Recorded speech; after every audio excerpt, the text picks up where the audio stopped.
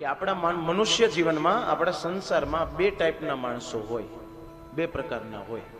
કેવા?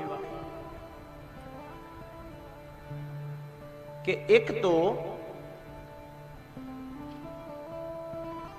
નીતિથી કમાયેલી લક્ષ્મી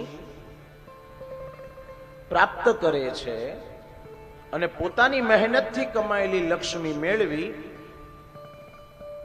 અને ભગવાનના સત્કાર્યોમાં ઉપયોગ કરે છે. આ એક. બીજું, સમાજ દ્વારા જે લક્ષ્મી મેળવી છે એવું કે છે કે હું ગમે ત્યાં વાપરું, ખાવ પીવું, ખવડાવવું પીવડાવવું, ન પીવડાવવું, ધર્મમાં વાપરું કે ન વાપરું, બીજું કંઈ કરું, અનીતિ કરું, ગમે તે કરું, એ મારી મરજી. આ બીજો પ્રકાર. હવે જુઓ, લક્ષ્મી છે એ કોના છે? નારાયણના છે. નારાયણના અર્ધાંગિની છે લક્ષ્મી. હવે જો વ્યક્તિને એવું અભિમાન આવી જાય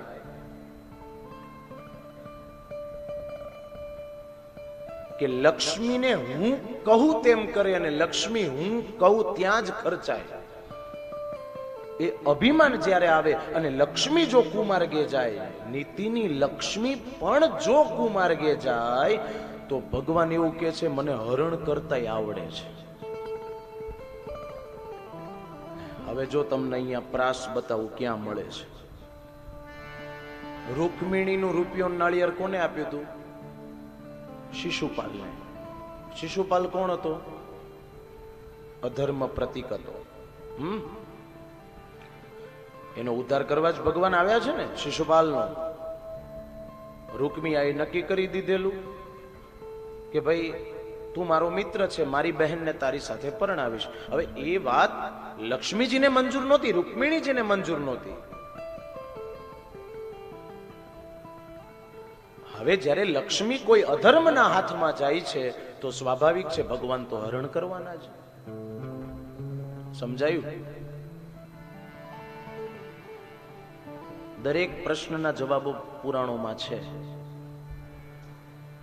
ભગવાને હરણ એટલા માટે કર્યું છે કે લક્ષ્મી અધર્મની ન થાય, લક્ષ્મી તો નારાયણની જ થાય. એટલા માટે રૂકમિણીના વિવાહ શ્રી કૃષ્ણ સાથે થયા.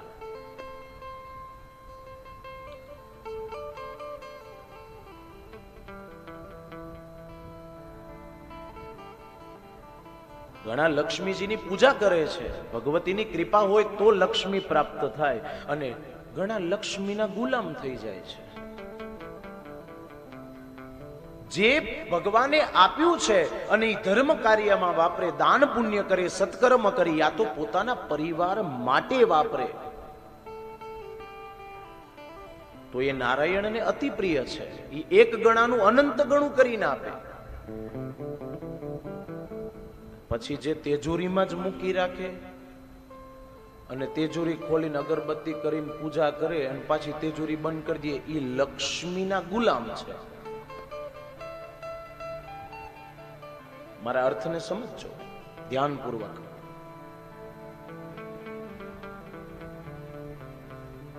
માટે જે પોતાના પરિવાર માટે જે કંઈ ખર્ચ કરે છે, ધર્મ કાર્ય કરે છે, એ ઉત્તમ છે.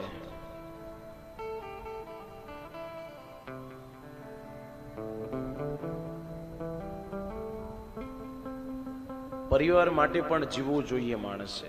કેવલ વ્યવસાય કરવો, ધંધો કરવો, કમાવવું, વાપરવું એટલું જ કરી અને પતિ નથી જતું. પરિવાર માટે પણ પોતાનું જીવન છે. આપણે બધા કહે ને કે ભાઈ ઉંમર થાય ને એટલે એમ કે હવે અમારે કઈ કરવાનું આવે નહીં, બધું તમારે જ કરવાનું, અમે હવે ફ્રી થઈ ગયા. નહીં, ઉંમર થાય ને એટલે બીજું કઈ કરતા ન આવડે, કામ કરતા ન આવડે, કઈ નહીં, બેઠા બેઠા છે ને મીઠા શબ્દો બોલતા શીખવું. આશ્વાસન તો અપાય ને.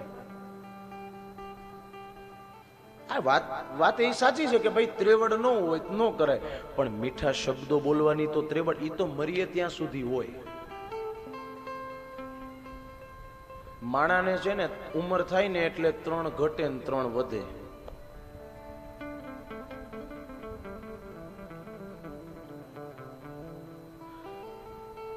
ત્રણ ઘટે કયા કયા? ઊંઘ, આવરદા અને આહાર. આમાં વડીલો બેઠા છે, સાચું છે ને? 3 ઘટે ઉંમર થાય એટલે ઊંઘ ઘટી જાય. રોજ સવારે ઉઠીને સાંભળવું જ પડે. કાલ રાત્રે આખી રાત નીંદર ન આવી અને ઊંઘ ન થઈ. બીજું આવરદા, આયુષ્ય ઘટતું જાય. અને ત્રીજું આહાર, પાચન શક્તિ નબળી પડતી જાય એટલે ભોજન કરવાની ક્ષમતા ઘટી જાય. અને 3 વધે, એક મર્યાદાના કારણે એ શબ્દનું ઉચ્ચારણ હું નહીં કરું, એ તમારે સમજી જવાનું. લવરી અને લોભ વધે. હે વધે ને? બધાને એવું ન હોય, પ્રકૃતિ ઉપર આધારિત છે. એટલે ઉંમર થાય ત્યારે એવું ન કહેવું કે અમારામાં ત્રેવડ નથી એટલે અમે કાંઈ ન કરી શકીએ. પરિવારને તમારા મીઠા શબ્દોની જરૂર છે. અને તમે અત્યારના આ ઘોર કલિકાલમાં જુઓ, એક તમને સ્પષ્ટ બતાવું કે માણસ એવું ઈચ્છે છે કે મારા દુઃખને કોક સાંભળે.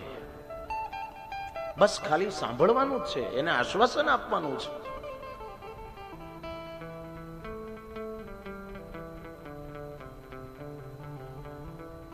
તો નીતિથી કમાયેલી લક્ષ્મી છે એ ભગવત કાર્યમાં વપરાય તો એ ભગવાન ટકાવી રાખે છે, અને અનીતિમાં જાય અને અધર્મમાં જાય તો એ ક્યારેય લક્ષ્મી પોતાની થતી નથી. એ તો નારાયણની છે. ભગવાનને હરણ કરતા પણ આવડે છે.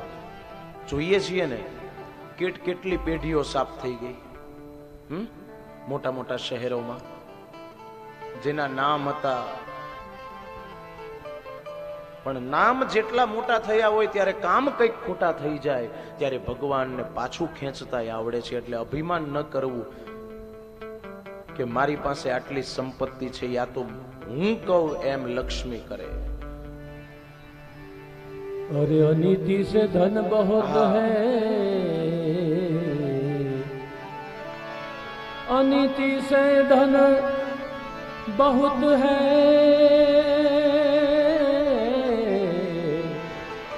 बरस 5 या तो 7 पर 12 बरस में 12 बरस में जड़ा मूल से जा.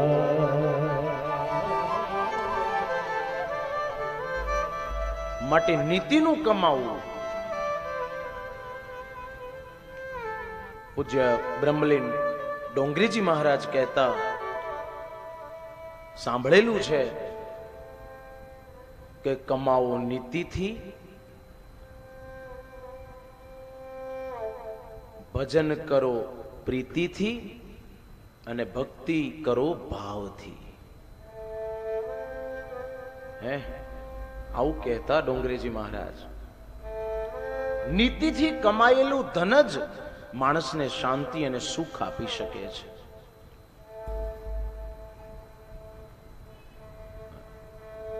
માટે લક્ષ્મીનું અભિમાન ન કરવું, કેમ કે લક્ષ્મી નારાયણના છે. એટલા માટે કૃષ્ણના લગ્ન રૂકમિણી સાથે થયા, કેમ કે રૂકમિણી લક્ષ્મીજીનો અવતાર છે.